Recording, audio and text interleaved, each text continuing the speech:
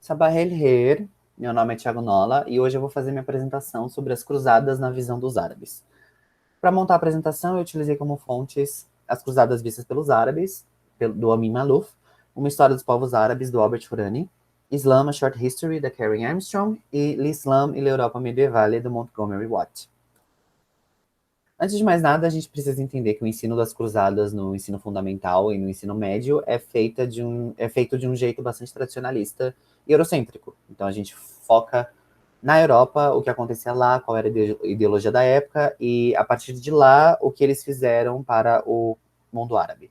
Então, entre esse período, entre 1096 e 1291 d.C., a igreja queria reunificar o mundo cristão, invadir a Terra Santa, conquistar Jerusalém, a partir de uma visão deturpada sobre o que era o mundo árabe e o que era o Islã, coisa que a gente vai falar daqui a pouquinho com mais detalhes.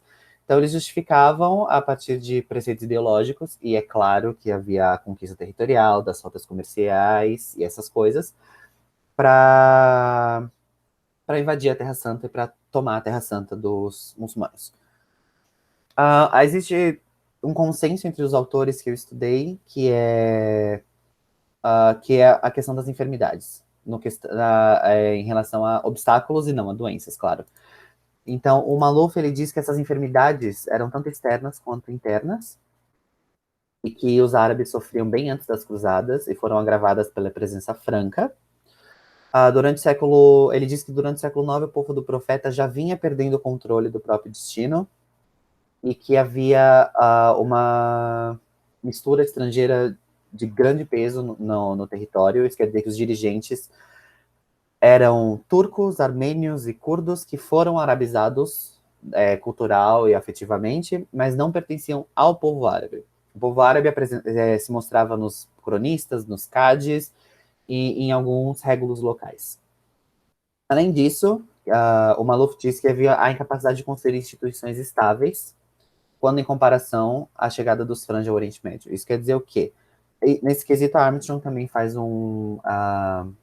ela dá detalhes também que a partir do século IX, ou a partir do século XI, desculpa, insurgiu uma nova ordem política autônoma de emires, que era comandada pelos turcos seljúcidas, e que continuou até quando o Império começou a cair. E a instituição desse governo era muito fraca, muito fragmentada e bastante destabilizada, e que impedia que eles construíssem um alinhamento forte contra as forças externas, contra as invasões externas, e que o tempo inteiro que entrava um monarca, ele era ameaçado de morte e provocava uma guerra civil. Então havia um conflito interno que não proporcionava uma união contra as forças externas. Diferente dos Frange, que são os francos, que já tinham construído vários estados nesse território para poder juntar forças e para poder concluir a investida contra os árabes. Então, o Maalouf, ele também fala, ele é o que mais fornece uma visão das cruzadas pelos árabes, e ele tem dois trechos bastante significativos nos capítulos que eu estudei, que são: no que diz respeito aos muçulmanos, este acontecimento encheu-lhes os corações de temor e de apreensão, que no caso foi a chegada a investida europeia ocidental no mundo árabe. E enquanto para a Europa Ocidental a época das cruzadas era o início de uma considerável revolução, ao mesmo tempo econômica e cultural, no Oriente as guerras santas iam desembocar em longos séculos de decadência e de obscurantismo. E isso aconteceu também, como eu já tinha comentado, pelo conflito entre a Europa Ocidental e o mundo islâmico. Então, para analisar como era o imaginário europeu ocidental em relação aos árabes, eu utilizei o texto do Watt, que eu já tinha comentado, e ele delineia 4 pontos principais em que esse imaginário era completamente deturpado e completamente errado. Então, o primeiro era: a religião islâmica é uma falsidade e uma perversão deliberada da verdade, porque a religião deles, o cristianismo, no caso, era a religião da verdade, então não poderia existir outra. Era uma religião de violência e de guerra, coisa que sabemos que não é verdade, porque houveram muitos acordos durante a expansão árabe, o começo da expansão árabe.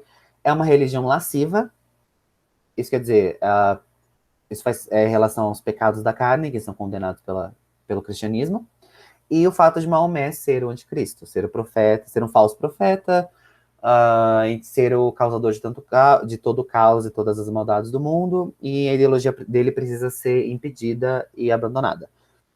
Inclusive, Maomé é chamado de cão dos infernos é enxergado como cão dos infernos pelos europeus ocidentais, cristãos.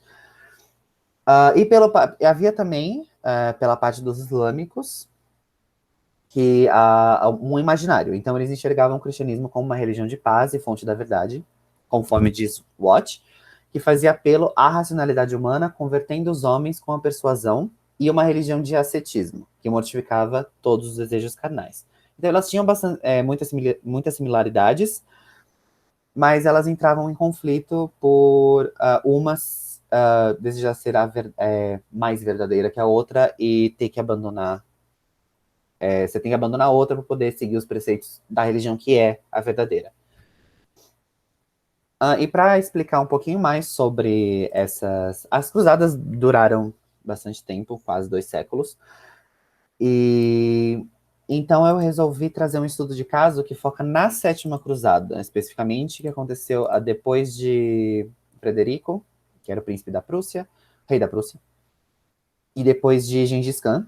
Então eu foco na Sétima Cruzada, que aconteceu entre 1248 e 1254, e nesse período houve 2 personagens principais, depois entraram mais, mas os 2 principais foram o rei Luís IX, que era o comandante dos francos, e Ayub, que era o governante de Damieta, a capital do Egito. Então, nesse caso, havia, como a gente já tinha visto, 2 conflitos. O primeiro era o externo. O rei Luís IX, ele promoveu uma investida contra o Egito. Ele tentou se aliar aos mongóis, mas não deu certo. E o Maluf diz que essa aliança fracassada impediu que o Egito sofresse uma investida ainda maior, que os árabes fossem mais dizimados. Então, esse rei Luís IX, ele se lança à conquista do Egito, junto com o exército frange. Ele não tenta fazer um acordo com Ayub, ele tenta fazer com que Ayub se renda, e o Ayub diz que não, porque ele inclusive cita o Alcorão, ele diz, o Ayub, quantas vezes uma pequena tropa venceu uma grande, com a permissão de Deus, pois Deus está com os bravos, é isso que ele diz. Não dá certo, então o rei Luís ele consegue atacar junto com os frange. Ayub é forçado a recuar por causa de todos os problemas internos que tinha, pela falta de um alinhamento forte contra o exército europeu ocidental. E ele consegue se refugiar em Mansura, que era a cidade fundada pelo pai dele, Al-Kamel, a encargo de detalhes. Mansura vitoriosa, e ele espelha o filho Turan Shah, chegar para poder ajudar no exército. Qual é o problema? Ele consegue se refugiar nessa cidade, em Mansura, e ele entra em coma e morre. Então, ele não consegue concluir o plano, mas Turan Shah chega depois, e ele consegue se reunir com uma outra ajuda externa, que foram os turcos mamelucos, para poder prender o rei Luís IX, expulsar os franges do Egito, e retomar o poder. Qual é o problema? Aí começa o conflito interno, que é a Revolução Mameluca. Os turcos mamelucos, eles ajudaram Tanshura. Porém, eles queriam o poder. Eles queriam tomar conta de Damieta e de Jerusalém e das outras cidades, porque eles ajudaram de forma decisiva no conflito contra os francos. Então, eles queriam um papel determinante no governo de Turan Shah. Um papel determinante, no caso, comandar tudo. Só que Turan Shah não era a favor disso, e em 2 de maio de 1250, depois que o rei Luís IX foi preso, um grupo de mamelucos emboscou Turan Shah e matou ele, e deram um golpe de Estado, mais uma continuidade do conflito interno, se reuniram com os emires do local para colocar a esposa de Turan Shah, Shajarat ad-Dor, no trono, e fazendo-a casar com um dos chefes mamelucos, que era Aibek. Então, colocando ela e ele como sultana e sultão. E para terminar, o Maluf diz que a Revolução Mameluca aparece rapidamente como empreendimento de endireitamento militar, político e religioso, frente à fragmentação e ao enfraquecimento dos descendentes de Saladino. Então, houveram vários conflitos que culminaram em uma revolução que tentaria unificar mais um território bastante fragmentado. Bom, essa foi a minha apresentação, queria agradecer e até logo. Shukra.